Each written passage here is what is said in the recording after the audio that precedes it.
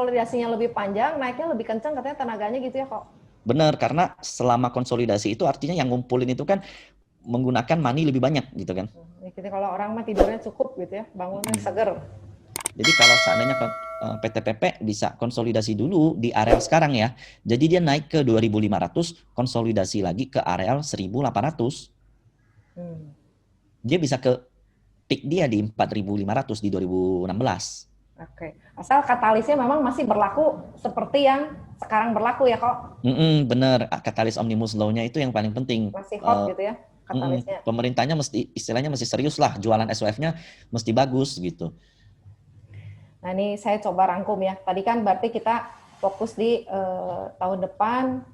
Kalau IHSG-nya break all-time high, target kita di 8.400-an. Tapi ya sebelum menuju all-time high, pasti kita ada siksa. Resiko kita hadapin sekarang berarti mutasi virus, terus efektivitas vaksin, terus kemungkinan PSBB, lalu terus mungkin realita dari pelaksanaan SWF gitu kali ya. Ya. Terus pilihan-pilihannya berarti tadi udah beberapa yang disebutin, konstruksi, terus big bank besar, terus yang ada merger akuisisi itu ya kok, kurang lebih summary-nya itu ya. Nah terus saya mau tanya, ini kan ada katalis, ini kok Antam, Inco, Timah, itu mobil listrik, kan yang nyambung-nyambung sama mobil listrik kan itu kayaknya kan kita ada geng mobil listrik, geng konstruksi, yang naik-naik geng merger akuisisi, geng Telkom. Nah ini geng mobil listrik yang hubungan sama nikel, itu view-nya gimana kok? Terus terang view kalau by technical ya udah agak ngeri. Udah risiko karena ada ngeri ya memang ya. Karena price in-nya udah gila-gilaan. Saya nggak nyangka juga bisa setinggi ini. Saya bisa screen nggak ya? Atau Bisa, saya share lagi coba. Share lagi ya, coba ya. Kalau Andre mah udah pasti nggak mau, mahal saya ngomong. Kalau value investor pasti nggak mau, mahal, bener. Mahal sih, titik langsung. Oke, jadi kelihatan ya? Ya. Awalnya Antam sempat saya prediksi akan mengalami kenaikan hingga ke sini. Jadi ini di grup kita ada saya bahas, dia bakal naik ke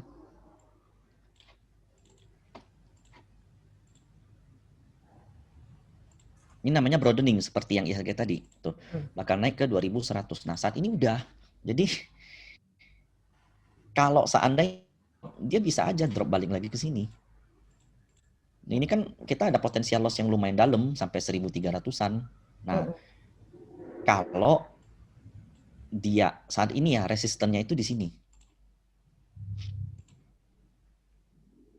Nah, di sini yang saya tunggu, Ci. Jadi kalau seandainya Antam berhasil lewat dari ini, maka dia bakal naik sepanjang konsolidasi ini. Kurang lebih konsolidasi Antam kita anggap begini ya.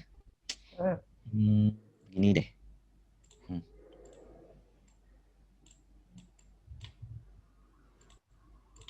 Nah,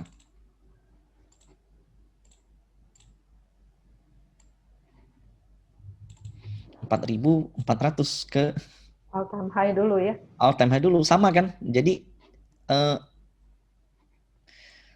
akumulasi sepanjang ini target distribusi kenaikannya itu di all time high dia. Jadi agak sebenarnya teknikal itu terkadang ada sesuatu yang agak ini sih, agak yang kok agak tricky, dia itu bisa sama gitu. Ini disebut dukun ya kok ya? Makanya bisa disebut dukun, betul Pak. Nah ini kalau kita lihat ini ya, aduh salah lagi. Ini Inco juga begini mirip kok, persimpangan di tengah-tengah, kalau lewat 10.000 lagi. Bener. Memang mirip semua ya kalau satu ini kalau kita lihat ini ya dari Fibonacci ya. Ya. Dari harga Antam tertinggi di 4.500 lah, anggap, ke harga Antam terendah kemarin di 300, dia punya titik krusial di ini 0,5. Dan kalau kita tarik angka ini, kemudian saya hapus Fibonya biar nggak pusing. Saya hapus juga ini. Nah, maka titik krusial dari Antam tuh ini, garis ini, ya kurang lebih di 2.500. Itu titik kunci bullish-nya. Jadi kalau seandainya katalisnya masih kuat, karena sampai saat ini kan hitung-hitungan deal-dealan Tesla dengan pemerintah nggak ada. Tapi kalau memang benar-benar dijalankan, nah it's possible kalau nembus 2.500 dia ke 4.000 Antam. Tapi ini long banget gitu. Untuk time frame trader juga kan sebenarnya nggak main HK semua ya kok. Kita lebih enggak. suka yang ada pijakannya dulu ya kok. Bener, kalau di value investing kan ada namanya MOS, kita juga ada MOS. Jadi MOS kita itu pijakan kita ya. Berdasarkan technical gitu. Apa terus ya mungkin mobil listrik udah, tapi sebenarnya mobil listrik juga implementasinya katanya susah ya kok. Kita mau sampai benar-benar jadi terus orang pakai semua mobil listrik, fasilitasnya. Oh sebenarnya begini, kalau katalis mobil listrik itu kan kita ke Antam itu bukan mobilnya tapi baterainya. Baterai. Harga nikelnya yang naik. Kalau implementasi mobil listrik menurut saya susah karena bos Toyota aja sampai sekarang juga menentang yang namanya mobil listrik kan. Nah terus karena itu baterainya udah jadi, terus mau dipakai apa kalau udah dibikin? Baterainya kita ekspor, jadi kita kirim ke China. Jadi salah satu pabrik terbesar di Tesla itu di China. Jadi ekspor nikel itu sebetulnya kebutuhannya buat baterai yang diekspor berarti ya kok. Jadi pengolahan diekspor ke Cina ya, downstream karena pemerintah kan nggak boleh ekspor bahan mentah, nikel mentah-mentah nggak boleh dikirim. Jadi itu namanya upstream. Jadi mesti downstream. Downstream harus diubah dulu. Kayak kalau gas itu PTBA dari batu bara ada yang namanya gasifikasi kan. Jadi gasifikasi PTBA itu untuk dibuat dalam bentuk gas. Meskipun sampai sekarang juga belum jelas. Kalau sawit kita nggak boleh kirim tandannya, kita mesti olah jadi CPO atau PKO. Begitu. Nah jadi kalau nikel, berhubung seluruh dunia saat ini permintaan terhadap EV meningkat, Indonesia yang terbesar produsen nikel. Yang kedua itu kalau nggak salah Filipina atau Thailand, saya lupa. Jadi saat ini Elon Musk memang lagi mencari ke seluruh negara yang punya ininya bagus. Nikelnya bagus. Nah, kenapa Antam selain dia BUMN dan juga banyak dipegang sama pemerintah, dia juga green. Kalau Inco ada isu selain Vale-nya jelek kan. Vale di Brasil itu sering banyak kasus segala macam. Lalu Inco juga kalau nggak salah dia nggak eco-friendly. Jadi Elon Musk itu termasuk salah satu pemimpin yang punya komitmen terhadap eco-friendly. Dia nggak mau kalau ntar pabrik-pabrik dia itu merusak lingkungan. Salah satu yang paling masuk sekarang itu untuk Antam. Oke. Ya itu triggernya itu masih kenceng anginnya ya. Jadi makanya masih kuat nanjak ya. Kayaknya kalau fund-fund gede juga belinya pasti Antam ya yang sahamnya banyak gitu kan ya.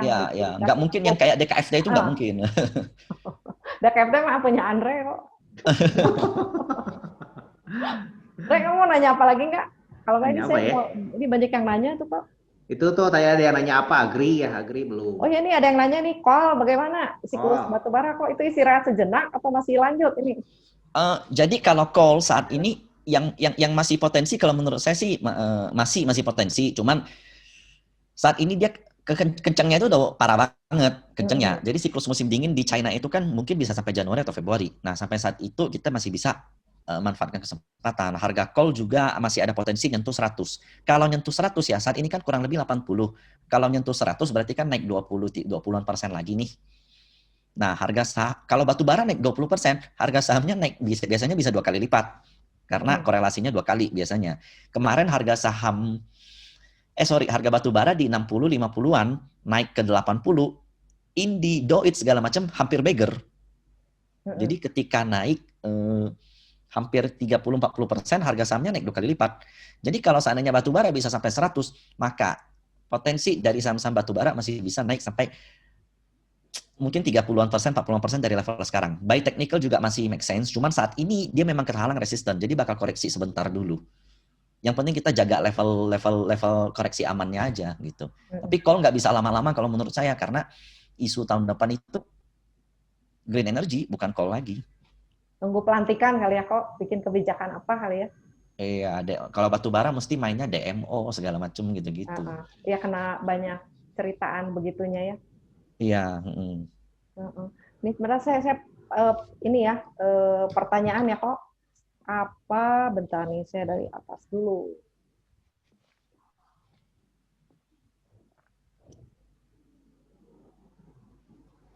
Pandangan pengalaman tentang ARB normal. Nah ini kok trader angkatan corona itu belum pernah kena ARB 25%. Mm-mm, mm-mm. Nah ini pengalamannya, kalau kita udah pernah lebih marketnya malah lebih kalem dibanding sekarang ya, kalau naik nggak terlalu kenceng-kenceng ya. Kalau sekarang kan bisa naiknya 30%, besok cuma 7% kan, santai-santai aja itu ya pengalaman Jadi, juga. jadi kalau ARB normal itu memang terus terang kita mesti hindari, ya begini apa? eh, itu kenapa angkatan kita kurang suka saham yang terlalu, angkatan lama kurang suka saham yang terlalu volatile, karena yang naik kenceng itu suatu saat juga bisa drop kenceng gitu. Kalau kita beli di pucuk 30%, besok ARB 25%, habis kan duit kita. Nah, kalau di ARB normal, jadi saran saya adalah yang mesti kita perhatiin itu adalah level pembatasi resiko atau yang bisa kita katakan trailing stop. Jadi chart bakal jauh lebih kepake. Karena Udah kalau fair saat jadi ya, perangnya fair ya kok. fair, betul. Karena saat ini kalau bullish dibanting ARB cuma 7%. Contohnya BRPT. BRPT itu kalau ARB-nya nggak 7%, itu mestinya mungkin bisa 10%, 15% kemarin waktu dikeluarin dari LQ45. Jadi itu nggak fair. By technical, aman-aman aja, beli-beli aja. Toh drop cuma 7%, beli lagi, beli lagi, beli lagi. 3 kali ARB, berarti itu kan artinya kurang lebih minus 18% kalau nggak salah. ARB 7%, yang kedua 14%, yang ketiga 21%. Tapi karena dia perhitungan dari hari kemarin, berarti kan anggaplah minusnya 19%, anggap. Sekarang dia arah doang, dia udah balik modal. Dia di ARB beli, ARB lagi beli, ARB lagi beli. Dia mantul, kita udah profit. Apalagi kalau kita punya money management di bawah gede. Nah, tapi kalau seandainya ARB normal, ya kita udah nggak bisa begitu lagi. Itu benar-benar yang diperhatikan adalah money management dan chart. Dan justru lebih fair. Kalian mesti bisa, kalau saya trader, mesti lebih bisa lagi belajar chart. Karena dia bakal itu areal-areal penting untuk kemudian mantul. Kalau sekarang nggak bisa. Nyentuh areal penting, anggap areal pentingnya di 12% minus. Saat ini minusnya cuma 7%, nggak bisa. 7 keberhentiin ya, ditolongin wasit saya bilang Mako itu. Iya.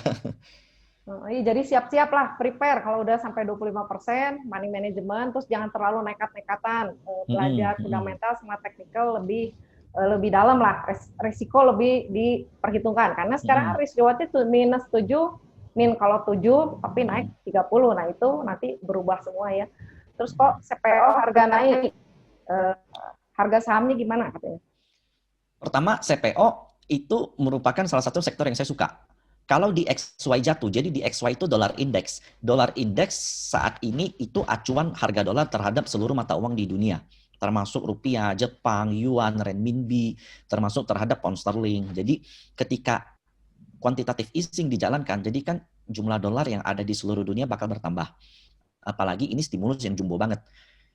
Jadi hukum ceteris paribus, permintaan dan penawaran itu juga berpengaruh terhadap mata uang. Ketika dolar banyak beredar, maka akan ada kecenderungan dolar melemah. Meskipun bukan drop banget, dolar tetap diperlukan, tapi bakal melemah. Nah, ketika dolar melemah, yang bakal diuntungkan salah satunya adalah komoditi. All komoditi, termasuk salah satunya CPO. Nah, CPO tahun depan di view saya bullish. Saat ini harganya kurang lebih 3.700 atau 3.600-an kalau nggak salah ya. Di era corona sempat 2.500. Banyak pulih lebih dari 50-60%. Dan yang dipengaruhinya tetap kembali ke demand sama supply. Itu aja. Jadi kalau tahun depan ada banyak katalis untuk CPO. Salah satunya yang paling penting itu dari pemerintah. B20, B30 seperti itu. Jadi harga saham CPO, nah CPO itu salah satu saham yang lagging, laggard. Kenapa? Karena agri itu porsinya di IHSG kecil banget. Jadi fund kalau seandainya mau masuk ke agri itu pasti porsinya kecil banget, nggak bisa gede-gede. Nah kalau pilihan saya nomor 1 itu ALI, yang kedua BPT. Nah, LSIP juga oke, SIMP juga oke. Jadi CPO sebenarnya itu termasuk sektor defensif. Sebenarnya kalau saya bilang beli merem juga oke. Jangan terlalu sering di trading, beli merem udah. Karena harga CPO menurut saya bakal naik, dan yang paling penting adalah pemulihan ekonomi. Itu paling bisa kelihatan kalau harga CPO naik, harga sawit naik, itu biasanya pendapatan consumer naik, retail naik, penjualan mobil naik, biasanya seperti itu. Consumer related berarti ya kok CPO Consumer related kalau CPO, komoditas, karena kita negara komo, petani-petani kita, masyarakat kita itu bergantung pada harga komoditas. Dan terus ada B30, B40 gitu-gitu juga masih banyak cerita itu ya. Ya, masih banyak cerita yang perlu dibantu. Musuh kita satu, kalau CPO itu Uni Eropa. Uni Eropa menilai kalau CPO itu merusak lingkungan. Tapi tetap aja dipakai, merusak lingkungan juga kita perlu memangnya kok. Tetap aja dipakai, benar. Seperti coal gitu. Ini saya boleh tanya Pak Andre nggak? Boleh? Boleh. Nah, Ya, kok. ini Same gimana nih Pak? Saya juga tertarik nih sama Same nih. Maksudnya gimana, Pak? Apanya? Gimana story-nya segala macam ini gimana nih? Oh, Soal Same Same. ya. Mm-mm. Same ini yang pertama tuh saya beli itu karena kan dia kan drop jauh, kinerjanya jelek, ada manajemennya bermasalah ya dulu yang si Omninya kan. Mm-mm. Nah, dia ganti manajemennya. Mm-mm. Tapi saya baca ternyata ada berita akuisisi, ada rencana di akuisisi itu tuh sebenarnya tuh bukan tahun ini, tahun kemarin tuh sebenarnya dia udah ada story-nya. Cuman kayaknya Mm-mm. ketunda atau nggak dipublis dulu. Nah, Mm-mm. ya bikin waktu itu saya menarik pertama kali beli itu ada restrukturisasi utang dia. Oke. Jadi beres. Nah lalu naik kan, udah gitu kan ada RI ya, right issue. Mm-mm. Nah diambil sama MTEK, apa namanya tuh, kalau saya lihat sih sangat bagus ya, karena kan manajemen MTEK juga manajemen yang GCG-nya bagus gitu ya. Mm-mm. Nah dia tuh kombinasi sama hospitalnya dia kan, yang EMC itu ya. Mm-mm. Nah Betul, betul. kedepannya sih harusnya sih kalau menurut saya sih baik ya. Satu, sekarang tuh ini bisa nyangkut juga sama SWF menurut saya. Oh, gimana tuh Pak? SWF ini kan selain ngomongin konstruksi, selain ngomong ini akan masuk ke healthcare juga bisa jadi. Nah, ada peluang di sana kalau menurut saya tuh apa ya? Ini yang dilihat ya menurut saya mungkin sama kita lihat lah kayak contohnya siapa sih, Sandiaga Uno di Saratoganya dia akuisisi rumah sakit yang apa namanya tuh, rumah sakit apa ya? Nggak TBK. Terus kenapa sekarang banyak konglomerasi mulai akuisisi hospital ya, atau enggak healthcare gitu kalau kita sebut. Karena ada saatnya Iya, tuh iya. kalau saya lihat tuh mungkin peluangnya ke sana. Tapi jelas ini dulu konstruksi, terus kayak operator-operator kayak pelabuhan apa dan segala macam. Nah, nanti berlanjut mungkin ke healthcare. Nah, healthcare ini kan belum jelas ya mungkin ya. Tapi yang terdekat yang kita bisa lihat itu tuh yang ini, yang MTEK ini tuh nanti bakal kolaborasiin kan. Semua rumah sakitnya dia tuh jadi satu, lebih efisien, manajemennya lebih bagus gitu ya. Apalagi kan nanti kan RI udah kalau berjalan sama tahun depan kan rencana mau RI itu harusnya sih lebih kuat dananya. Ya kalau saya lihat sih ke sana sih mungkin. Oh Michael. Oke, oke. Oke. Karena ini saya juga suka sama Same dan Mika. Itu lumayan Apa ya? kayaknya. Kalau Mika enggak ya? Mika Mika. saya udah mahal sih kok. Jadi saya cari yang murah sih Oh. soalnya saya cari Oke, yang oke, murah oke. sih. Mungkin prinsipnya aja sih saya. Saya cari di hospital kayaknya bakal bagus. Soalnya kan BPJS juga kan dia udah dananya cukup besar ya untuk yang tahun depan dinaikkan kan tarifnya. Jadi pembayaran pemerintah ke rumah sakit pun juga nggak kayak dulu gitu. Jadi secara cash flow pun rumah sakit bakal bagus. Belum lagi kalau menurut saya ada kemungkinan nanti kita bisa belum lihat nih apakah kayak vaksin ini itu kan nggak mungkin apa ya, bisa jadi kan distribusinya lewat rumah sakit juga ya, salah satunya gitu, ke Jual di puskesmas. rumah sakit ya, dapat Iya gitu. rumah sakit ya. Yang paling ini gitu. Jadi ya ada beberapa katalis yang kita bisa lihat nanti ke depannya kalau menurut saya sih, pendapat saya. Jadi masih ada cerita ya. Ini kalau saya boleh kasih lihat Same ini. Ya oke. Tapi ini bukan anjuran membeli dan menjual ya. Semua disclaimer yang kita sebut hari ini, karena tiap-tiap kan sudut pandang kita beda-beda. Cuman kita coba lihat dari sudut pandang yang kita lihat ya. Jadi kalau saya lihat Same pertama ya, terus terang saya pernah beli di sini karena dia break pattern yang namanya inverted head and shoulders. Nah, ketika dia break, dia punya volume besar di sini. Itu saya ada post di Stockbit saya waktu itu. Target kenaikannya cuma sampai 200. Nah, setelah sampai 200, ternyata dia masih melanjutkan kenaikan. Meskipun bukan dengan volume yang terlalu besar, tapi sampai saat ini dia punya pattern yang namanya bullish pennant. Nah, saat ini dia sedang istirahat dengan volume kecil dan itu menarik jika dia berhasil break dari angka 325, maka target kenaikan Same it can be to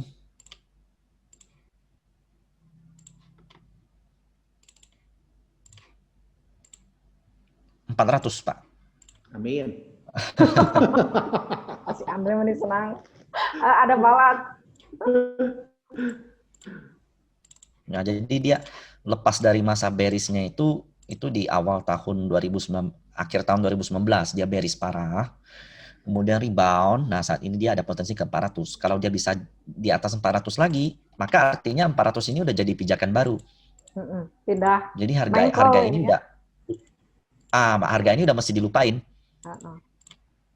gitu. Kok yang Kalau Mika juga MTech-nya saya coba suka. kok MTech-nya nanti coba kok induknya gerakannya kayak gimana? Kalau nanti dia MTech didevelop. ya? MTech-nya coba kok. Tapi MTech Ini nggak terus terang liquid saya belum ya? pernah lihat. Heeh. Ya nggak liquid, makanya saya nggak pernah lihat, tapi coba dulu ya. Heeh. Oh, it's Ininya udah. Oke, Ci. Jadi MTech saat ini ya, Heeh. dia berhasil lepas dari downtrend lainnya. Jadi Cuman ini volumenya ya ngeri ya kalau beli ya. Takut ya volumenya susah kurang, jual. jadi Heeh. nggak liquid banget meskipun harganya udah tinggi tapi nggak liquid. Harusnya kalau udah tinggi begini biasanya rame kan. Heeh. Begini. Jadi harga terakhir dia tertinggi itu kan di sini. Heeh. Itu berarti di 12.750. Nah, saat ini MTech setelah berhasil melewati areal 12.750 dia koreksi perlahan. Nah, jadi jika dia koreksi sampai 12.750 dia masih Itu support dia ya kok.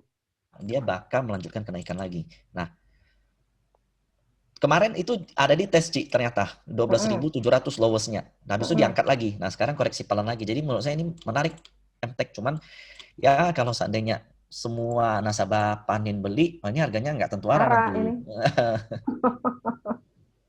Ya bukan anjuran membeli menjual ya. Kok yang Mika tadi kok? Oh ya, Mika. Kalau Mika posisinya dia lebih baik daripada Same ya, karena kalau posisinya lebih mahal betul, tapi kalau pergerakannya lebih baik kalau dihitung dari kemarin, karena dia sebentar lagi ngelewatin resist yang paling penting banget ini. It looks like, I think ya. Inverted lagi ya kayaknya. Ya, inverted lagi. Tapi ini kalau terlalu muluk-muluk ya bisa juga sih dibilangin. Yang penting ya kalau saya trading itu saya jarang pasang target price. Sebenarnya intinya mau belinya amannya di mana gitu. Itu aja. Tinggal jagain bawah aja ya kok biasanya. Bener, yang penting jagain bawah. Kalau kita beli di sini ya di sini kita stop loss. Kalau beli di sini stop loss. Beli di sini stop loss. Jadi loss kita kecil-kecil. Tapi kalau sekali jalan itu bisa jauh. Trading yang bener gitu, bukan yang HK segala macam. Iya, nggak begitu juga. Ada. Cuman ini ada distribusi ya di atas karena ketika dia menyentuh resist, nah ini buangannya kelihatan nih di sini. Yang modal bawah kabur dulu sebagian itu mah ya. Iya kabur dulu. Lumayan dari swingnya dari bawah. Ada uptrend channeling juga kelihatan di sini. Nah,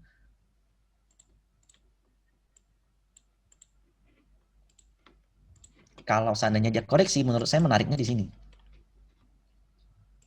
Di channel bawah ya kok? Iya, di channel bawah. Nah, ini kan jelas banget dia nggak mau lewat, nggak dikasih lewat ini. Nah, jadi kalau dia koreksi areal 2.500, oke. Sampai ya 2.500 lah kurang lebih. Sometimes kalau dia berhasil lewatin 3.000, maka ke depan akan bagus. Saya banyak dengar sih, banyak yang punya view bullish untuk healthcare. Sektor healthcare di tahun depan, tapi bukan ke KFI NAV-nya ya, tapi lebih ke rumah sakitnya gitu. Karena kalau KFI NAV itu consumer atau healthcare ya? Saya kurang hafal juga, mesti dilihat lagi ya. Farmasi ya, sepertinya consumer kalau KFI NAV, karena KFI NAV itu dari dulu kan ini sektor defensif gitu, asing juga kurang minat sama mereka gitu kan. Kalau ininya justru yang saya lihat yang bagus itu IRA sebenarnya. Karena katalisnya masih kuat untuk pendistribusian vaksin itu kan mesti pakai ini jarum suntik. Dan alat swab itu juga IRA baru datangin banyak dari luar negeri. Alat swab. Jadi IRA udah nggak ada istilah kemahalan ya, karena momentumnya kuat ya kok katalis. Iya. Kalau technical memang betul kemahalan, tapi momentumnya masih ada. Nah, terus terang ini agak-agak ngeri ya, karena closing-nya begini. Jarum suntik juga ini, jual jarum suntik, chartnya jarum suntik juga. Iya, ini jarum suntik semua, tapi ini dia modelnya ya mirip seperti penan. Kalau dia bisa break dari ini bagus. Jadi kalau beli oke, tapi batasi risiko di sini. Ya kurang lebih di sinilah. Jangan dibiarin, kalau dibiarin dia bisa jeblok. Sampai Ada gap Area gitu loh. konsolidasi awal. Nah, di sini. Heeh. Nah, jadi area beli di sini, stop loss di sini. Area beli di sini, stop loss di sini. Kalau kita loss kecil, Heeh. tapi kalau seandainya dia jalan, itu jauh. Jadi kalau trading kita mesti cari margin of safety gitu. Mostnya trader gitu ya kok deket ke support ya. Mostnya trader kita beli dekat support. Usahakan jangan BOB. Karena kalau BOB di market kemarin itu boleh karena euforianya gila. Setelah breakout lanjut. Tapi kalau di market sideways setelah breakout itu bisa dikerjain, dibikin jatuh lagi turun gitu. Gitu. Jadi sektor ini ya saya dapat pandangan baru sih, sektor rumah sakit ini ya, ini memang menarik sih. Meskipun rata-rata kurang liquid ya.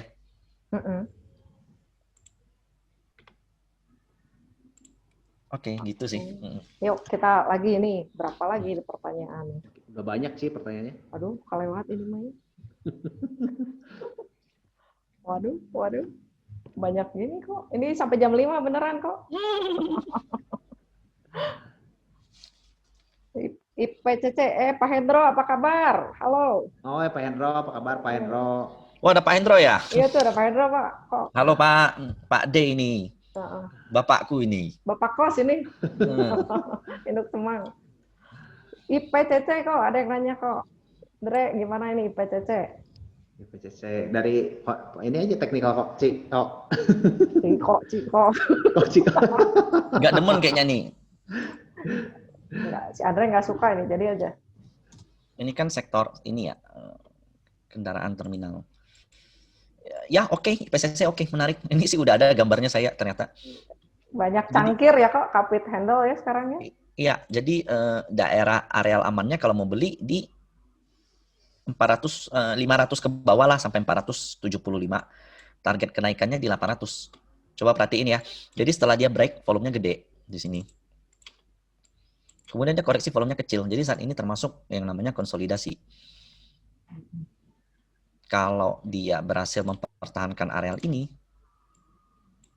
dia bisa balik lagi ke sini. Ini musuh utama saham-saham yang seperti ini tuh PSBB, karena kita perlu traffic kan, Jasa Marga, saham Bird, habis itu IPCC, yang terminal, habis itu pokoknya yang istilahnya kita perlu traffic, termasuk properti gitu, mall, retail, itu kita perlu yang istilahnya keramaian.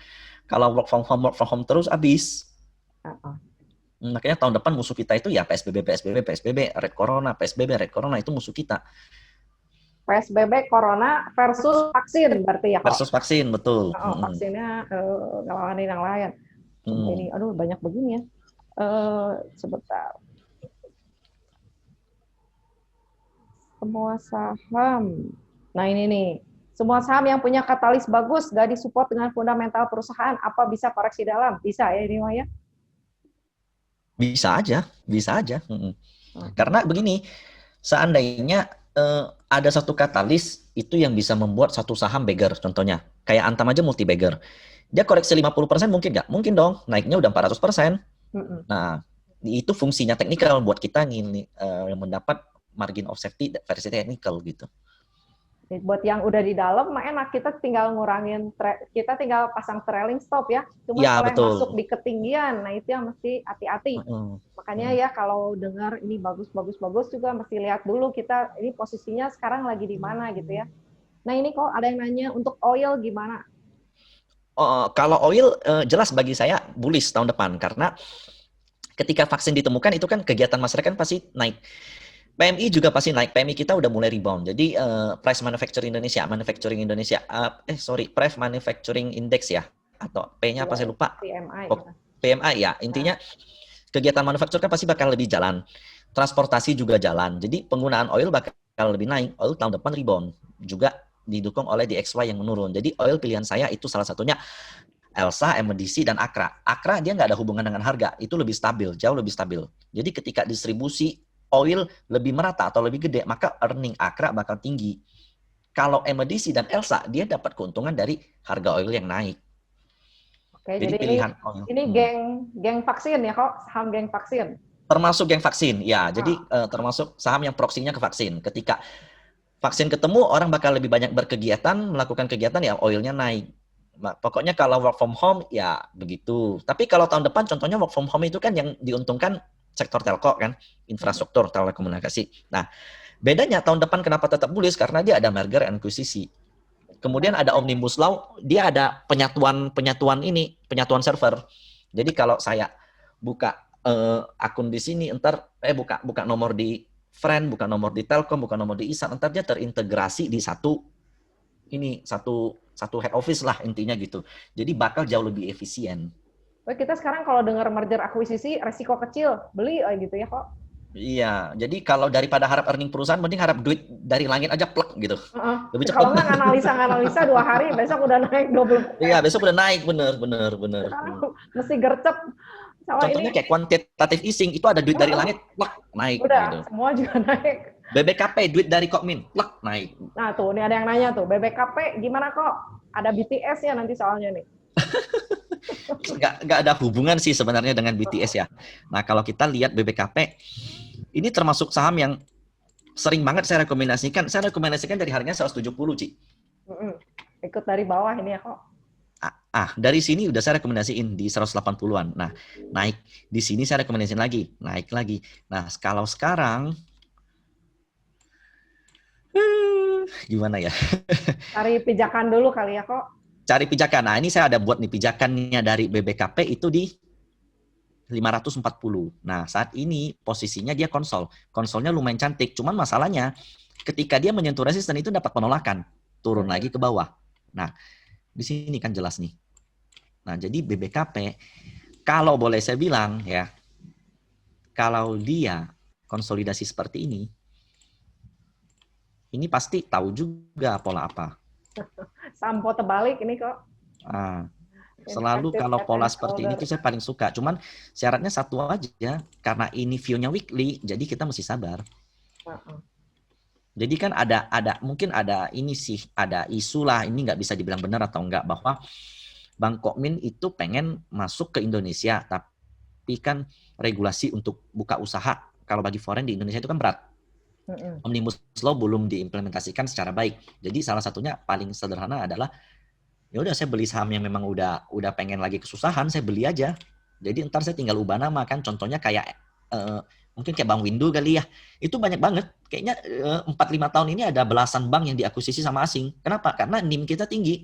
Se-Asia itu net interest margin kita tuh paling tinggi kalau banks. Kalau contohnya di Singapura, di Malaysia, itu kan bank dapat untung dari produk wealth management. Contohnya jual asuransi, contohnya jual produk-produk lain. Kalau di Indonesia dari nabung aja selisih antara pinjaman dan KPR contohnya dan bunga itu jauh banget. Jadi asing berbondong-bondong lah pengen masuk Bank Indonesia. Bank Indonesia itu bullish.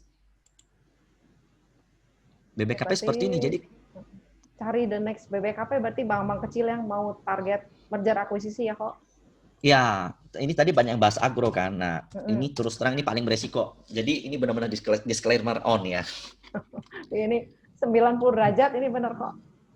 Jadi kan harga all time high dari agro itu kan di sini. Kurang lebih kalau kita pakai closing di 980-an atau 1000 lah. Nah, agro berhasil lewat dari 1000. Saat ini dia disuspend kan. Nah, dia masih mempertahankan area all time high dia. Jadi kalau dia mampu mempertahankan area all time high ini, dia berpotensi naik sampai sepanjang ini. Tapi ini benar-benar disclaimer on ya. Lewat 980 stop loss. Ini saya ngomong deh biar saya nggak disalahin. Dia bikin pegangan cangkir juga bisa ini ya kok udah jadi bisa juga, bisa juga. Jadi kalau dia bikin pegangan cangkir, ya kita mesti cari pijakan selanjutnya itu kan kurang lebih di sini. Begini. Kok kebalik, sorry. Kebalik jadi bearish, nggak boleh. Begini. Jadi kalau beli agro saat ini menurut saya oke. Oke, jaga stop loss di sini, beli di sini, jaga stop loss di sini. Kita punya target kurang lebih 1.800. Kalau sentimennya kuat banget, digital bank, merger akuisisi, pegadaian, segala macam banyak banget. Nah, kita perhatiin volumenya juga. Ini mah bukan sembarangan. Gitu. Jadi bank-bank kecil atau kalau seandainya yang nggak suka sama yang nyalinya nggak kuat, ya pilih bank-bank besar. Contohnya BBNI, BBCA, itu udah pasti aman lah. Ibarat ini naik kapal gede ya kok. kapal kecil. Kalau saya trading biasanya porsi ke yang begini nggak terlalu banyak, mungkin 40%, 30%. Di saham gede saya 50-60%. Oke, ya disesuaikan dengan kenyamanan kita masing-masing ya. Oh, Ci Vivi ingat ini nggak? Ingat Mas Jabar. Ini waktu kita diskusi harganya belum sampai 1.000 loh. Sekarang udah 1.600. 900-an kita kalau nggak salah. Nah, ini juga potensinya gede karena dia break trend line-nya baru aja. Dan dia break dengan volume gede. Nah, kemarin memang ada distribusi sedikit. Nah, jadi kalau dia koreksi sampai 1.500, itu masih ada peluang ke 2.800 BJBR. Apalagi dia ada isu kalau Muhammadiyah ya, kalau nggak salah bakal pakai dia kan. Kalau nggak salah ya Muhammadiyah bakal gunakan bank BJBR sebagai salah satu bank simpanannya gitu. Katalis masih ada di sini ya. Katalisnya masih ada, terutama ini termasuk bank yang stabil ya, karena PNS itu kan dikurangin gaji aja enggak. Pendapatan paling gede gaji. Keuangannya juga bagus ini ya kok. Iya, stabil banget. Saya suka ini. Tapi ya pelan-pelan gitu ya. Pelan-pelan, jadi nggak bisa sabar ya. Harap arah, besok arah, lusa arah. Yang penting contohnya begini ya. Contohnya dalam 1 tahun kita bisa dapat 30% atau 20% dari satu saham. Itu bagus nggak? Bagus banget. Kan bagus banget. Udah jauh di atas fixed income segala macam. Jadi sebenarnya ngapain sih cari yang 1 hari persen gitu?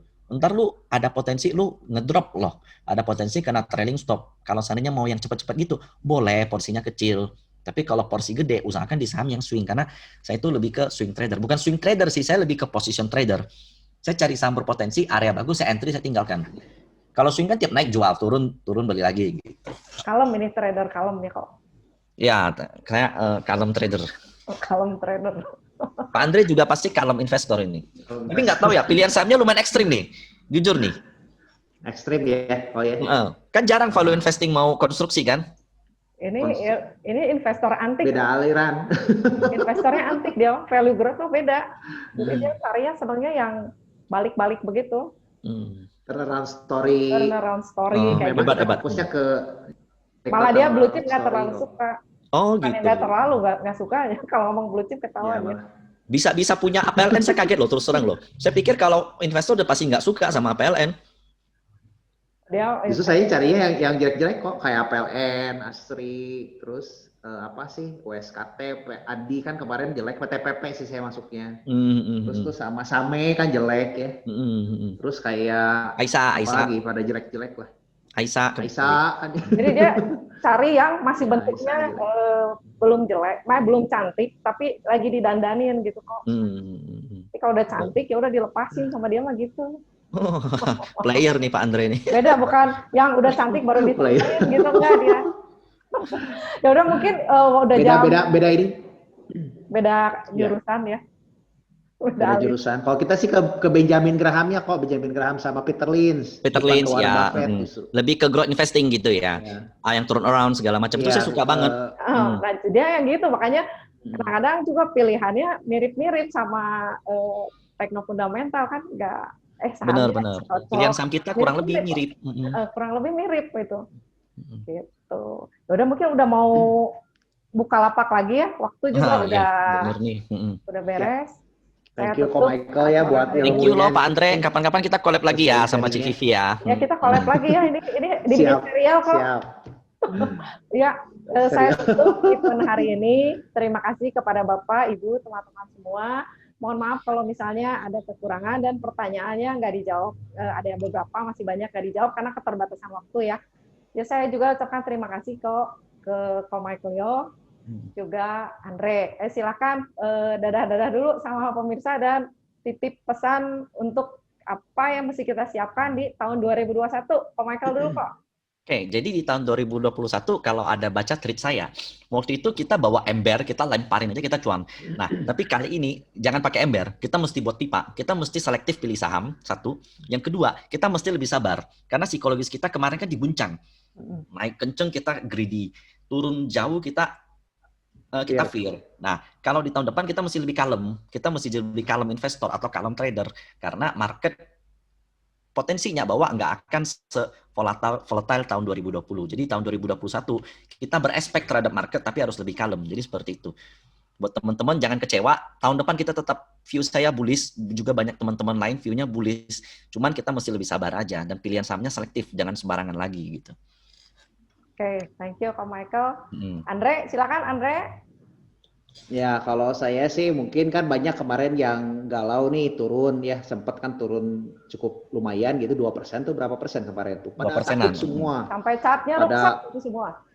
Ya, pada nanya semua kan, ada apa kok turun dalam seperti ini kan pada takut semua ya. Nah, kalau saya sih sederhananya kan banyak juga yang nanyain soal yang apa sih vaksin ya, vaksin apa sih virus yang mutasi itu yang baru. Nah, pada nanyain gitu kan, ini gimana ya virus yang baru ya? Jangankan nanya ke saya gitu kan. Yang orang lain siapapun juga pada nggak tahu kan jawabannya ya itu seperti apa dan bagaimana kan nggak tahu ya. Dokter aja nggak Gitu, tahu apalagi vaksin. kita gitu loh. Apalagi saya. Iya gitu kan. Jangankan gitu, disangkanya kan kitanya serba tahu semua gitu kan. Nah, tapi kalau saya sih pandangannya sederhana. Betul apa yang katakan tadi Ko Michael, kita berpikirnya secara logis. Obatnya apa? Sebenarnya obatnya di saham ini itu adalah tadi quantitative easing. Begitu kayak di Amerika, COVID-nya lagi parah, quantitative easing masuk, buka, sahamnya langsung naik, market langsung naik. Nah kan ini kan kemarin Donald Trump udah tanda tangan tuh, udah sign gitu kan. Nah harusnya sih good sign nih buat kita gitu ya. Kalau saya sih nggak lihat di masalah vaksin, jumlah banyak atau PSBB, at the end kan money-nya itu harus ngalir kemana tuh, duitnya gitu kan. Ya logika sih harusnya mudah-mudahan bisa satunya tuh masuk ke Indonesia dan bisa naik ya gitu. Jadi jangan takut, ya tahun depan juga menurut saya bullish, betul kata Ko Michael, ya mudah-mudahan ke 8.000 kok, wah itu mantap Amin. sekali ya. Amin. Gaskan 8.000. Ya, thank you Andre. Ya karena kita udah di pasar saham, ya kita berusaha untuk menjadi optimis, jangan pesimis terus. Kalau kita pesimis, auranya lihat peluang di depan mata, jadi kita merasa itu ancaman. Jadi gimana kita bisa cuan kalau kita nggak bisa ambil peluang itu gitu ya. Nah, itu mungkin pesan dari saya. Terima kasih buat semua pihak yang telah terlibat dalam acara webinar ini. Pak Asep, Priyatma, Pak Rizal, juga semuanya. Kita selain... Jangan lupa follow YouTube-nya Ko Michael tuh. Ya, follow YouTube channel kalau buat yang ingin kenal sama Ko Michael Yo. Nanti kita sering-sering ya kok. Jangan Ya. bosan kalau diundang kita ya. Sama Enggak di kok. YouTube channelnya Investor Academy Indonesia punya Andre. Ya kali ini saya senang banget lah menutup tahun event tutup tahun ini bersama para jagoan-jagoan ini. Ya semoga kita selalu diberkahi kesehatan, kebahagiaan, kedamaian, dan terakhir may cuan be with us always. Sampai ketemu di event berikutnya. Oke, thank you ya. Bye-bye. Thank you, dadah. Thank you Ko Michael. Ya, thank you Pak Andre. Yo. Andre, bye-bye. Thank you Cik Vivi. Ya. Yo. Bye.